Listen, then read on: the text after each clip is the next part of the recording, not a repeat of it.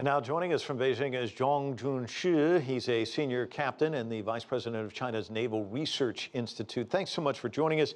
Why do you believe China rejected this arbitration proposal? Well, I think there is plenty of historical facts and evidence that can prove that China was the first to discover, name, and exercise administrative control over the Nansha Islands in the South China Sea. And for a long time before the mid-1970s, both the Philippines and the Vietnamese government acknowledged and respected Chinese sovereignty over these islands.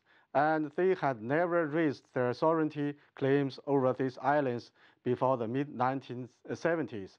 And as to the arbitration unilaterally initiated by the Philippines, I think there is solid basis in international law for China to reject and not participate in the arbitration. First, the essence of the subject matter of the arbitration is the territorial sovereignty about the relevant maritime features in the South China Sea, which falls beyond the United Nations Convention on the Law of the Sea and is consequently not concerned with the interpretation or application of the convention. And manifestly, the arbitral tribunal has no jurisdiction over this arbitration.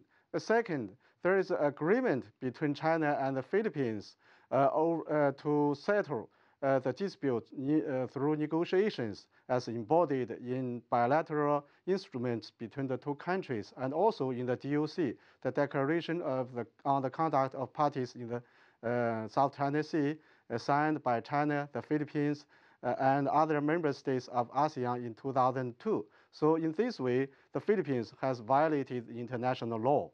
Third, even assuming the subject matter of the arbitration did concern the interpretation and application of the convention, it has been already excluded by the 2006 declaration filed by the Chinese government.